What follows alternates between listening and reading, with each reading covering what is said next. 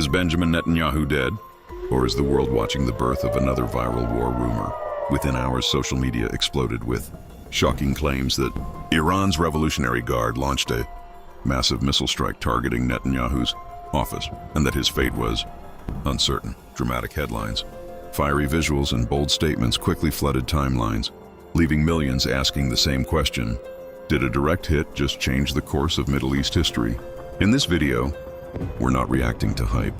We're breaking down exactly what was claimed, who made the claim, what credible sources are saying, and whether there is any verified evidence behind the headlines. Because in times of escalating conflict between Iran and Israel, information spreads fast, but facts move slower. So before you believe what's trending, stay with me as we uncover what's really happening behind this explosive narrative. According to statements circulating from Iran's Islamic Revolutionary Guard Corps, the strike allegedly targeted a sensitive government location described as linked to Prime Minister Benjamin Netanyahu's office. Iranian sources claimed that advanced ballistic missiles were used and suggested that the attack successfully penetrated Israeli defense systems. Some reports even used the word direct hit, fueling speculation that senior leadership could have been affected.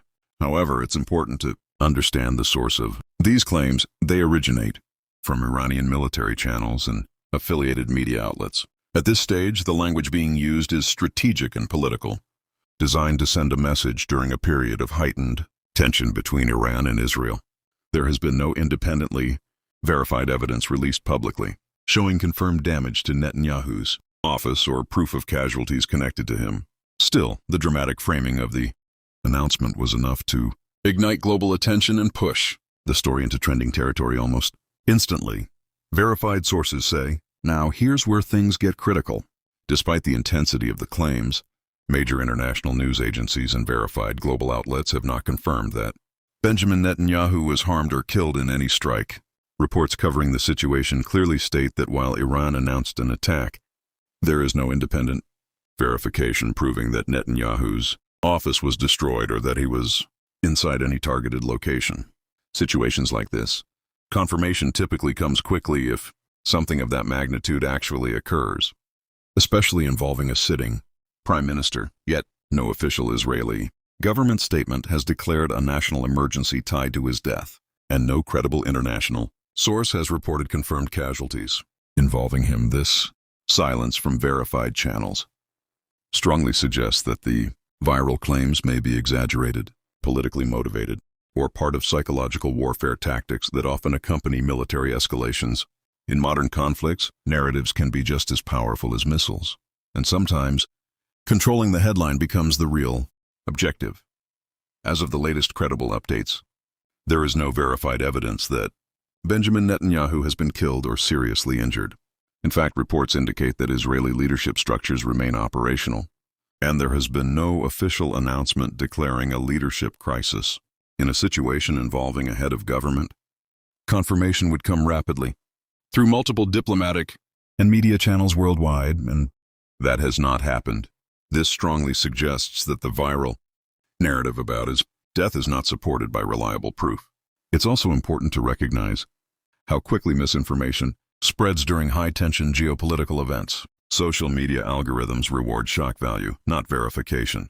A dramatic headline like "Netanyahu dead" spreads instantly, even if it's based on incomplete or unverified claims.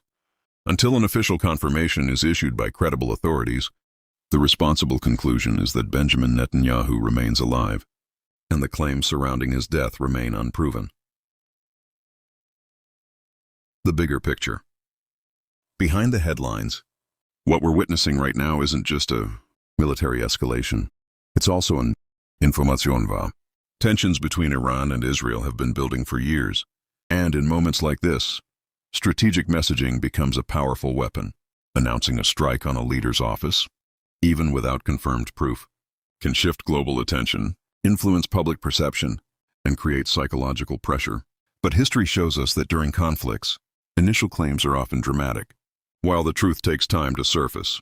That's why it's critical to rely on verified reporting rather than viral clips or emotionally charged posts.